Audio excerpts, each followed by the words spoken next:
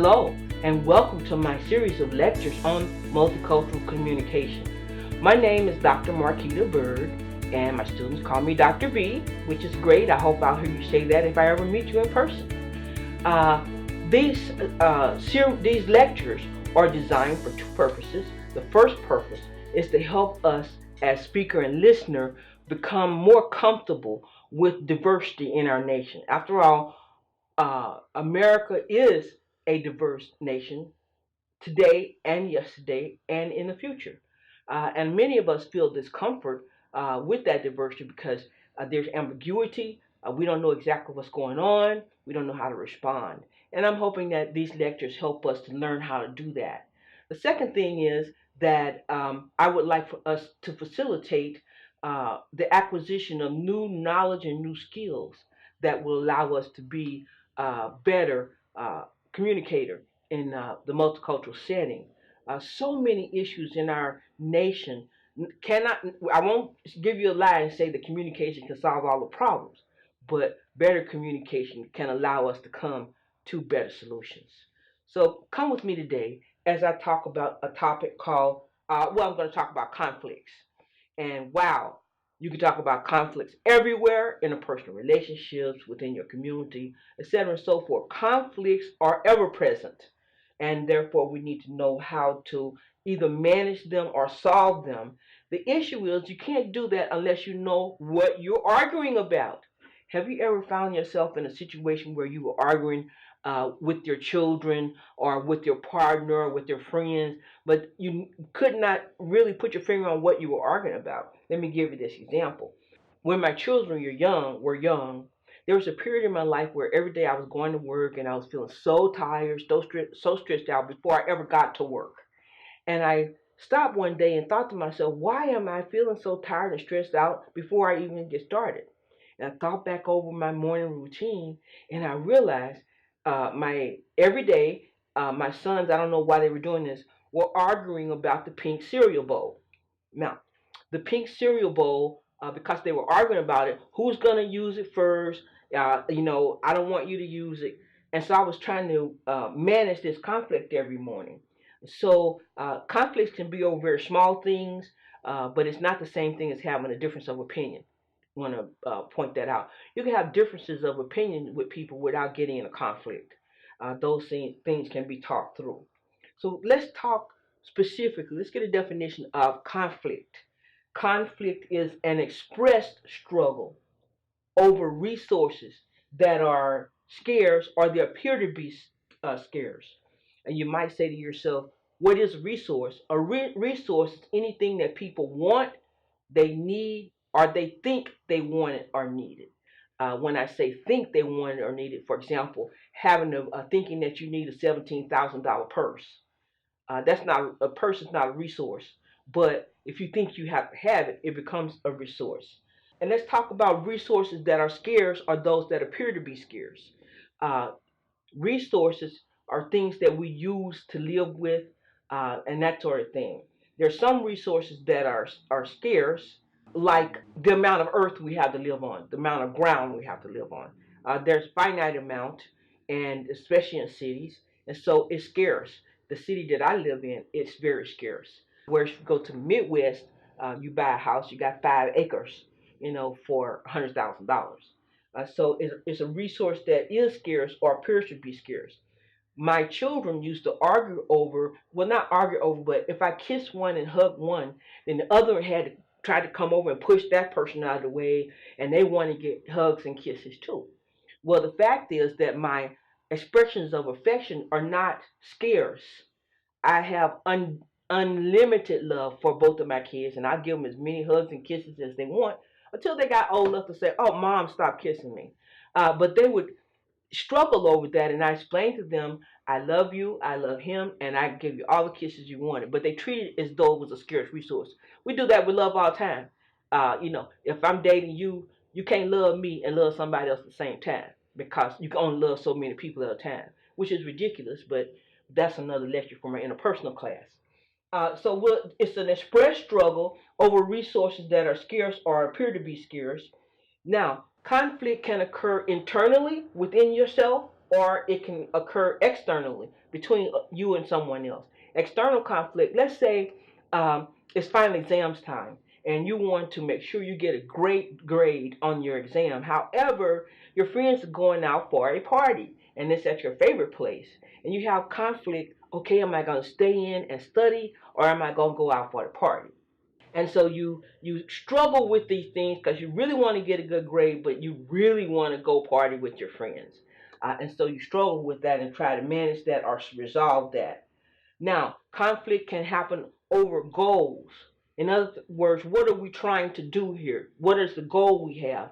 Or it can conflict can occur over the way to meet goals. For example, on any survey, about 80% of Americans will say that housing the homeless is important. We all agree on that. However, the way, how will we do this? And most people say, well, I don't want it in my backyard. I don't want those homeless people in my backyard. I don't want to give up land for those homeless people, et cetera, and so forth. So the conflict becomes, how will we house them? But great issue in all major cities. The last thing is that the people have an interdependent goal. You've heard of dependent, but interdependent means that you're trying to reach a goal that cannot be met alone or cannot be met by one group. We have to work together. We have to depend upon each other to meet the goal. So conflict can be a bit complicated, but it's an expressed struggle over differences in how the goals that we're trying to reach, resources that we have, etc., and so forth. Right now, we're having a big conflict in America over women's rights and who has the right to a woman's body. We have different ideas about that and different interpretations. So we're having conflict about that. So we have conflicts over many things. And the thing is that not all conflicts can be solved. Remember that.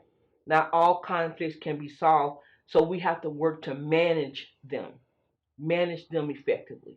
So that's what our goal is. Now, sometimes conflicts are difficult to manage or solve because we have these myths about conflict. You know, we hear all these things from our religious texts. We hear that you shouldn't have conflicts, you shouldn't fight. Culturally, we have conflicts about it. For example, we have these myths about conflict. The first one is that conflict is abnormal. If you're having conflict, there's something wrong. Conflict is normal. It is inevitable whenever you are in a relationship that lasts across time. Conflict will occur. Conflict will occur with your best friend. Conflict will occur with your parents. Conflict will occur with your neighbors. So conflict is a natural thing. It's not abnormal. The second thing is that, or you hear people say, well, you know, they argue, and so there's something wrong with the relationship. Not really. If you see people in an intimate relationship, they're married, they're boyfriend, girlfriend, and they never have conflict, I would say something wrong in the relationship if they never have conflict. So the exact opposite. The second thing is we believe that conflict should never be escalated. Don't escalate. Don't bring it out and talk about it. Let's hide it under the rug. Actually, in order to bring about productive management, we have to escalate it sometimes. For example, my son, when he was a teenager, and I have a son who is behavioral disordered and now lives in jail, and so he was a difficult child to raise. And so sometimes he did things. Often he did things that we were in conflict, but sometimes I had to raise them to a level that I could get his attention so that I could solve a conflict. Like when he got 15, one day I was trying to tell him to do something and he kind of puffed himself up physically, stood up like he was going to challenge me. I couldn't let that go. I had to respond to that. My son felt like he was old enough that he would challenge me physically. So I had to escalate that conflict in order to make sure I got control of it. So I raised my voice. I let him know that that is not a thing to do. And as one of my girlfriends said, if you scare your mother, then you shouldn't be alive. I know that sounds drastic, but when you're a single mother and you got a son who's standing over you and challenging you, I said a number of things to him. I escalated it so he would understand this is not acceptable. I will not. You can't do that. So sometimes you do have to escalate it in order to manage it. A third myth is that solving conflict should be orderly. and it should be polite. No, when you're having conflict, usually it's pretty messy. Everybody has to talk about their feelings and their fears, and it may not be polite. And so you may see that, but then you want to come to order and politeness. Third thing, misconception about conflict is that anger is the primary emotion of conflict. So sometimes people who are having a conflict with others, they'll say, well, you're just angry. You just have all this anger, and if you get rid of the anger, no, that's not it. Maybe we don't want the same goals, or we're not trying to reach the goals in the same way. The last one is that one should fight the right way to resolve conflict.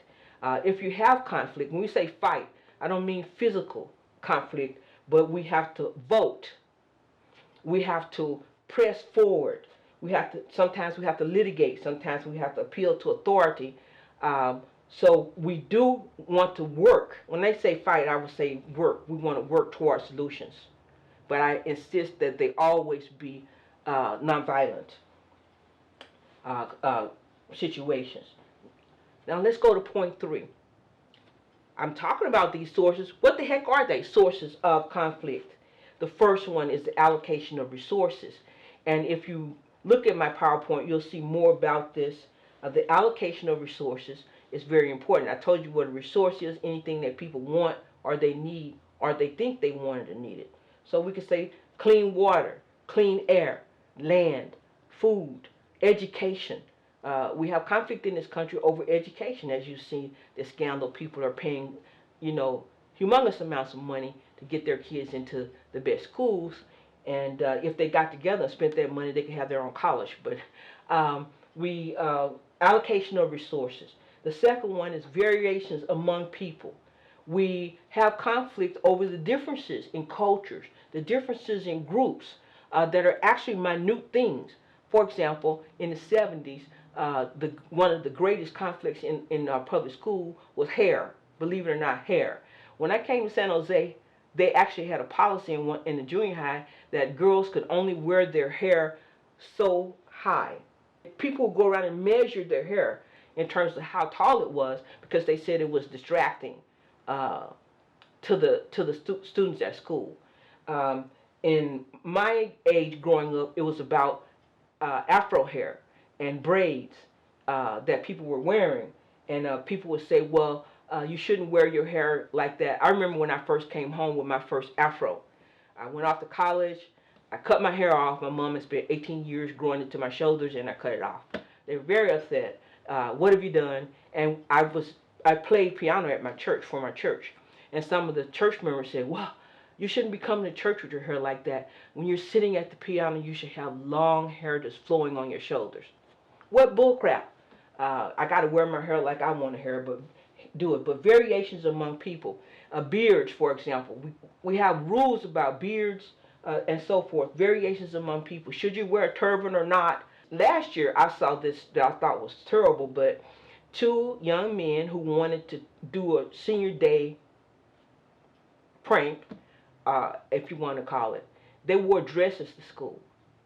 The dresses were very demure. They were black. They had on their shirts, and they had on black socks and their tennis shoes. Well, they were punished by the high school because it said that they were causing disorder in the classroom. Here's the thing. Nobody cares if a girl wears pants. She can wear pants, she can wear a dress or whatever she wants. But these boys were criticized, and there was conflict because they wore a dress. Inherited legacy. Very often people have conflict because, well, like the Hatfields and the McCoys, we always were in conflict. We don't like each other, and if we can, we'll kill each other. And at some point, they forget what the original conflict was about. They just, carrying the fighting on. So inherited legacy, attitudinal interference. We just, in one of my previous shows, talked about isms. Isms are attitudes, philosophical positions that cause us to respond to somebody in a positive, neutral, or negative way. So that can get in the way.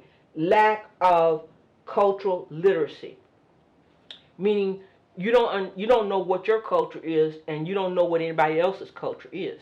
So I suggest that you learn yours first. You need to go and read about who you are and who your people are and where you came from. What are your values? Know that first, and from that strong position, you can appreciate other people's culture. Lastly, we have a social conflict is that we fail to see America as a whole. We fail to see America as people who are interdependent. We tend to see America as my people and your people, or my state and your state, or my race and your race. When it all comes down, we are tied together, and whatever happens to you happens to me. But we fail to see that. So conflicts happen in every society, in every relationship. And we have various sources of conflict, which I'll talk more about in my PowerPoint. I want to say that it's not conflict that is dangerous. It is unmanaged conflict. For example, if a couple breaks up and they have conflict, that's not bad. You manage it. But very often when we break up, we try to kill each other. We try to kill each other emotionally. We try to kill each other physically. And sometimes we kill each other financially. That's an unmanaged conflict. And we don't want those. Try not to let conflicts rise to the level of physical violence. Remember Dr. King's work, and the Mahatma Gandhi said that it's nonviolence. When you're in a situation where you are overwhelmed by the opponent, you can't go in with physical violence. So try the nonviolent way. I tried to never be in a physical conflict. Of course, I had a couple of instances in grade school and junior high where somebody wanted to fight, and I'm known as the person with the silver tongue. I talk my way out of it by being calm, by if I did something, say I'm sorry, by complimenting them and getting them calm. That's the way I did it. Some people would say, "Oh, you're being a coward." No, I'm not being a coward. I'm staying alive. That's the important thing. So try to talk when you're in a conflict and learn what the real source is. You can never solve a conflict if you don't really know what you're arguing about. I didn't know what my children were arguing about when they were arguing about the pink cereal bowl. Because what I finally did was one day when they were at school, I melted it. I was so angry, I took it out into a metal garbage can, and I melted the thing. I thought that would solve it. But the next week they were arguing about the hairbrush. And you know that a 9-year-old, a 6-year-old, and a 12-year-old have no intention of brushing their hair. And then I realized the conflict was about power. Who had the power? My oldest boy was 9 years younger than my youngest child. And so they were having a conflict about power. Once I understood that, I was able to be more effective in managing that. It wasn't about the bowl, it wasn't about the brush. So I'm glad that you joined me today to talk about conflict in a multicultural setting. I hope you learn more about this topic because we all experience it, and you can learn more by clicking on the link at the bottom of the video where you will find a PowerPoint and lecture notes. I leave you with these words from Mr. Spock on Star Trek: live long and prosper.